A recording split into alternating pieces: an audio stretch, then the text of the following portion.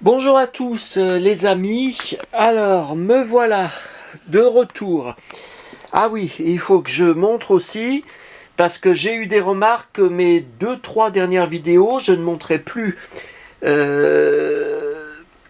ne m'identifiais plus, voilà vos expressions exactement, avec mes pieds et mes bottes.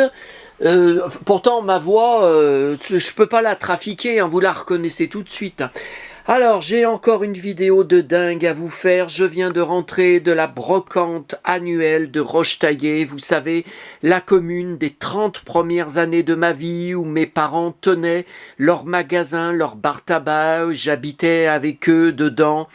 Donc je suis très attaché, vous le savez, à cette commune. Juste, oui, j'habite là-bas, juste, tout juste à côté. Et puis, alors, j'ai plusieurs choses avant à vous dire. Voilà, je suis crevé, hein. Je suis rentré sous le déluge, évidemment, vous avez vu la météo, c'était encore une journée de déluge. Par contre, à partir de demain, la chaleur arrive, plein soleil tous les jours, ça ne va pas arrêter de monter. Jeudi prochain, 29 degrés, vendredi 30, samedi 31. Jusqu'où ça va s'arrêter? Moi, au-dessus de 25, j'étouffe, je ne peux plus respirer.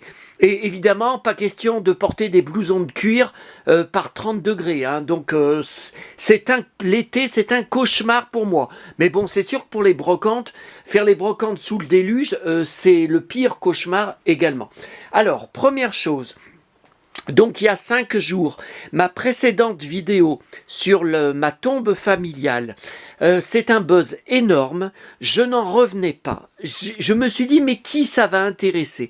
Il va y avoir 4 ou 5 vues dessus, de followers qui vont regarder juste par curiosité. Je ne m'attendais pas à ce buzz. 950 vues environ, hein, en 5 jours. C'est incroyable. Donc, mes autres vidéos, comme je vous montre là, les butins ramenés des brocantes étalées, c'est 200-250 vues à peu près.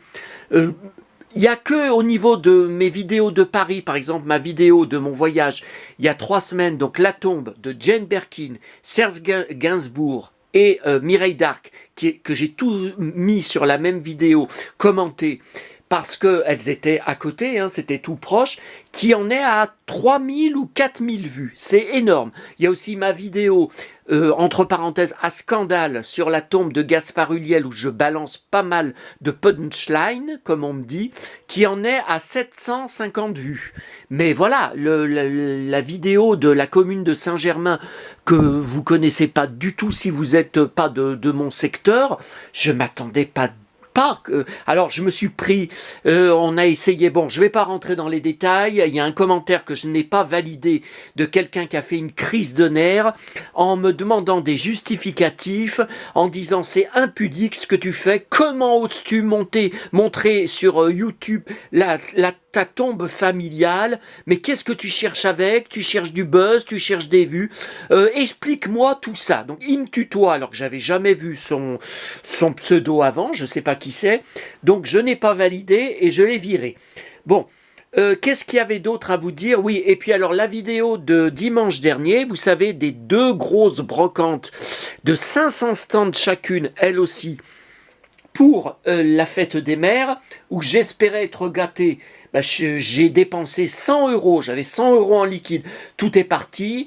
J'ai eu une tentative de commentaire, mais je crois que je vous y ai mis en dessous, moi-même avec mon commentaire, je sais plus, d'un capitaine Niglo, ou Niglou, jamais vu ce nom avant. Alors sur son compte YouTube, il y a Téléchat en photo. Et puis, vous savez, je vous ai montré Cyril Ferraud au début, à la télé, en disant je suis fan. Bon, apparemment, je me suis mal exprimé.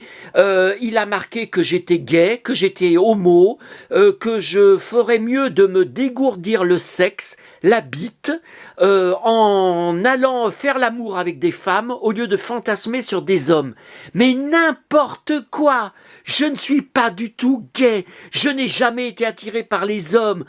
Cyril Ferraud, c'était par rapport à la dame qui m'avait donné dans la brocante, offert, hein, 2 magazines Journal de Mickey de mon enfance, parce qu'elle m'a dit, vous vous habillez comme Cyril Ferraud, mon présentateur préféré, dont je loupe jamais d'émission à la télé, vous me faites penser à lui, donc je vous offre tout ça. Ça m'avait fait rigoler, c'est pour ça que je vous en ai parlé. Et Ferraud, avant, il y a quelques années, je pouvais pas l'encadrer, je pouvais pas le saquer avec son sourire ultra bright, les dents bien blanches, les grands sourires bêta. Moi, je ne souris jamais comme ça sur des photos. C'est Ewana, c'est une membre de mon forum qui me l'avait fait découvrir. Et c'est vrai que j'aime beaucoup l'émission Slam. C'est une très bonne émission au niveau du concours, des épreuves. Et voilà, c'est ça aussi qui m'intéresse. Mais c'est n'importe quoi. Bon, alors, première chose, parce que je ne veux pas refaire une vidéo que pour ça, vous avez été beaucoup à me dire en privé par rapport à ma maison Disney que le lit de Cendrillon, donc il fallait absolument accrocher derrière les voilages. Donc comme je ne couds pas, comme vous le savez, j'ai expliqué dessous, comme vous m'appelez le MacGyver Cowboy, il a trouvé la solution en mettant des agrafes. Alors des agrafes en métal, des agrafes, pas une agrafeuse classique, je ne sais pas comment vous dire. Et donc avec les agrafes, j'ai réussi à, voyez, un peu à attacher pour que ça soit un peu plus comme ça devait être. Voilà. Alors sur le forum Disney, là où je participe, il y a un topic très intéressant là sur la maison. Il y a une fille, elle a pas suivi sur les fascicules, elle a pas mis les objets dans les pièces respectives. Elle a mélangé, puis il y a des meubles qu'elle a dit qu'elle a pas voulu mettre dans sa maison parce que elle trouvait que les pièces étaient trop encombrées. Écoutez, moi je trouve pas. Même si j'ai toujours pas mis mon petit sapin de la maison Lune de Bie, voilà, des années 80, moi je trouve pas que c'est archi, enfin, non, je trouve que ça va encore, Et donc, elle a pas mis le lit de Cendrillon, parce qu'elle trouve qu'il encombre trop la pièce. Alors, attention, elle fait ce qu'elle veut. Je veux dire, moi, je la connais pas en dehors du forum, elle est tout à fait libre.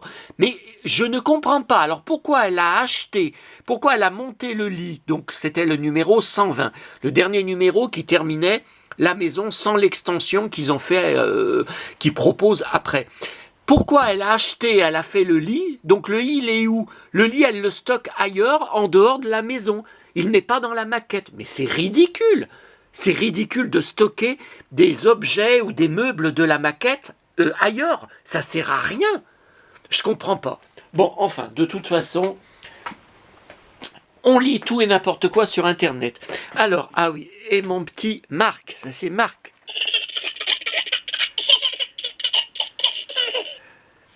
Et tu t'agites plus? Ah oui, et Kalinou. Kalinou, tu bouges pas, tu es sage pour l'instant. Bon, alors, donc cette brocante. Alors, je n'ai pas, par rapport il y a une semaine, je n'ai pas encore fini de lire, vous savez, la caisse des 80 numéros du journal de Mickey. J'y ai passé des heures et des heures cette semaine, encore hier soir, et j'ai encore tout ce que vous voyez dans la caisse à lire. Le reste, je classe tout par date, du plus ancien au plus récent. Je suis très moyennement satisfait parce que comme vous voyez, la plupart sont en assez bon état, à part certains n'ont pas la couverture. Vous voyez celui-là, elle est en très mauvais état, puis il y en a certains, ils n'ont pas du tout, il y en a 4-5 qui n'ont pas du tout la couverture.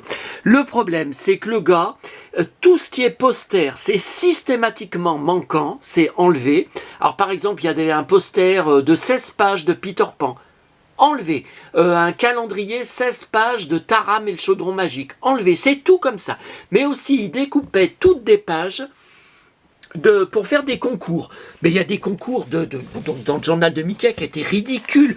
C'est des machins, on savait très bien qu'on gagnait jamais. Eh bien, il a participé à tous les concours. Donc à chaque fois, ça me fait des morceaux de BD derrière qui sont manquants. Et ce qui est énervant aussi, d'ailleurs, ça je vous ai fait des photos, je vous montrerai sur mon blog plus tard. Il y a des numéros, il manque plusieurs pages qui ont été découpées entièrement au ciseau. Donc par exemple, j'ai une BD vous savez, le dessin animé Mask, pour faire la pub, pour vendre les jouets Mask. Eh ben, j'ai la moitié de la BD qui est manquante parce qu'il a découpé derrière une page entière. Alors écoutez, on avait calculé que 80 numéros, 30 €, ça faisait 2,60 € le numéro. Ben écoutez, c'est bien assez cher comme ça parce qu'il y a vraiment des numéros, mais des fois il manque 25, 26 pages au milieu. Attendez, mais c'est énorme. C'est énorme, même si le numéro, bon, vous voyez là, par exemple, bon, il est en bon état, ok, je redis pas, je dis pas le contraire. Mais s'il manque la moitié des pages, moi je suis pas satisfait. Hein. D'ailleurs, je lui dirai au gars hein, s'il me recontacte. Hein. Bon, alors, ça a été encore une brocante de fou. Oh là là. Bon, j'avais retiré cette fois environ 70 € en liquide. Tout a été dépensé, j'ai été obligé de partir alors qu'il restait encore plusieurs stands. Et puis bon, bah la pluie commençait à tomber, hein, d'autre part, parce que j'avais plus un sou. J'avais même pas 3 € ou 4 € pour acheter un puzzle ou des 45 tours. Mais c'est de la folie. Je dépense de plus en plus à chaque brocante. Alors là, normalement, je pense qu'il va pas y avoir d'autres brocantes cet été. Enfin, aujourd'hui, il y en a une autre dans la commune de Maman. Bon, bah, j'y vais pas hein, cet après-midi en plus. J'ai pas le temps de vous raconter, j'en parlerai sur le blog. Le bordel, les bus ne passent plus à cause de la brocante.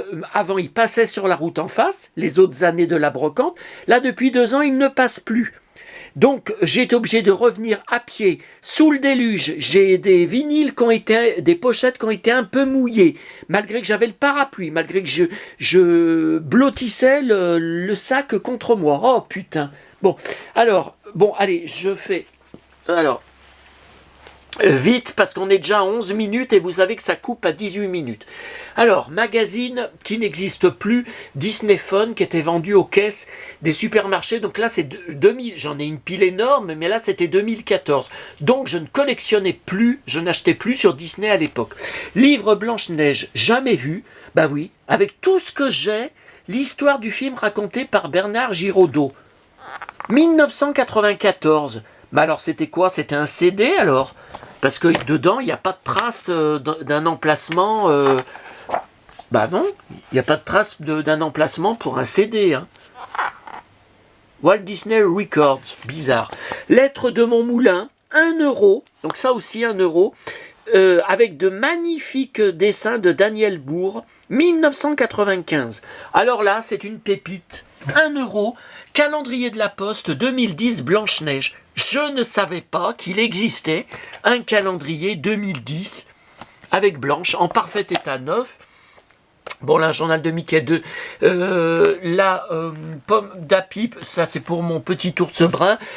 C'est adorable parce que vous voyez, c'est rare. Hein, d'habitude, c'est toujours découpé. Il y a le truc en carton là qui se détache, qui se découpe. Ok. Ensuite, Rio de janvier, Gold. Je collectionne sur Gold. Alain Souchon, les Cadors. Je collectionne les vinyles de Souchon. Je suis fan de Souchon et Woolsey. Ah, The Living Daylight. Celui-là, je crois que je l'ai pas. J'espère. Claude Barzotti, j'ai les bleus, ça je l'ai pas. Prends bien soin d'elle, je pense que je l'ai pas. Alors ça, une pépite. Patrick Sabatier. J'ai dit, mais qu'est-ce que c'est que ce truc il a chanté? Ben non. En fait, ce sont les génériques de ces émissions Le Jeu de la Vérité et Porte-Bonheur. Ben j'ai jamais vu. En plus de 30 ans de brocante, jamais vu. Alors ça, incroyable. Johnny, donc on connaît cette pochette, hein, j'ai le 33 tours, où cette photo bizarre, il a la tête collée sur un aigle. Là, c'est un single Montpellier, une chanson qui s'appelle Montpellier. Mais c'est quoi ce truc? Et la face B, c'est La Caisse, une chanson qui s'appelle La Caisse. Alors ça, je suis sur le cul. Sheila, Little Darling, jamais vu cette pochette avec une machine à écrire de 1981. Jamais vu. Bon, Julio Iglesias, j'espère que je ne l'ai pas, celui-là, parce que j'en ai tellement. Les Nuits sans Kim Wilde, j'ai aussi un doute, mais il me semble qu'il existe plusieurs pochettes. C'est ma chanson préférée de Woolsey, enfin une des préférées. Ah, donc un autre, You Are the One, remix. Alors Eddie Mitchell, là j'ai un doute, hein, sur cette pochette, j'en sais rien. Là, il y en a un autre, ça, normalement je ne l'ai pas. Le Coup de foudre, ça c'est les années 70. Alors encore du Carlos. Alors que j'ai pas, ça c'est Ça, c'est 1984. Il y a plein de succès. 14 tubes. 14 tubes sur un 45 tours. Alors ça, c'est nouveau. Jane Birkin, alors ça, vous savez, c'était le concert qu'elle avait fait après la mort de Serge. Je suis venu te dire que je m'en vais, donc live, hein, qu'elle avait fait au Casino de Paris. Après, vous savez, elle pose son micro et puis elle s'en va de la scène. Bon. Donc Carlos, l'amour, ça rend beau, 1994, non, je crois. Voilà. Alors ensuite, Pierre Bachelet, j'ai une énorme collection de vinyles sur lui. D'ailleurs, je rachète des doubles régulièrement, ça m'énerve. Bon, celui-là, je l'ai pas en concert 1982 Olympia, ça c'est sûr. Celui-là, j'avais un petit doute. Bon, 2 €. Ah, vous voyez, j'ai été chercher hier soir le colis mondial relais à eBay, les 31 BD des années 60 officielles, hein, Thierry Lafronde avec Jean-Claude Drouot. 31 BD à lire, alors que j'ai encore pas fini le journal de Mickey. Oh purée. Alors, la valse des princesses, incroyable. Je crois que c'est 1 € ou 2 €, je sais plus. Il y a Blanche-Neige dedans et il y a un miroir et ça marche quand vous appuyez. Et sur le miroir, vous avez des images qui bougent. Chaque princesse, en fait, a... Oh là, déjà 16 minutes, ça a bientôt coupé. Chaque princesse, alors, puzzle, je voulais plus en acheter, j'ai plus de place. Blanche-Neige, Le Petit Prince magazine, Petit Ours Brun, j'achetais pas d'habitude, mais le gars était sympa. Dalida, 1 €. Il me semble que cette pochette, je l'ai pas. Je sais pas. Petula Clark, 2 € en anglais. Normalement, je l'ai pas. Alors, Johnny, ça, je vais vous raconter sur mon blog. Oh, quel cinéma. Donc, 1975, j'avais 5 ans. Et le gars ne voulait pas me dire ses prix. C'était un stand avec 2 Arabes que j'avais jamais vu avant. Et aussi, Maxi 45 tours Desireless John. Et puis Annie Cordiard, celui-là j'avais un doute, 2 €, mais il est vraiment tout neuf, c'est le 33 tours d'époque avec la bonne du curé notamment. Et alors ça, une rareté, Le Monde rose et bleu d'Henri. Alors il n'y a pas marqué Salvador, moi j'ai été attiré par la photo de la pochette où on voit les personnages Disney sur scène et Blanche-Neige. J'ai dit mais est-ce que ça serait Henri Salvador? Donc j'ai sorti le 33 tours et c'est bien marqué Henri Salvador. Je ne connaissais pas. Est-ce que vous connaissez? Ah oui, puis ça, je vous ai pas montré. En BD, les princesses Disney en BD, c'est un livre, hein, achète. Et la BD de Blanche-Neige, c'est différent des BD que j'ai du dessin animé de Blanche-Neige. C'est un autre dessinateur. Bon, les nains, là, ils ont une tête un peu... Enfin, on les reconnaît bien, hein, mais ils ont une tête... Vous voyez, Blanche-Neige, je trouve que on la reconnaît bien, mais... Non, c'est un autre dessinateur, donc ça doit me faire au moins, je ne sais pas, 2, 3 BD différentes de Blanche, hein, je pense. Ah, je voulais vous mettre en même temps, j'avais voulu vous mettre en même temps Desireless John, et j'ai loupé. J'avais préparé sur YouTube. J'avais préparé la vidéo et c'est foutu. Ouais, ça, c'est maintenant, c'est trop tard.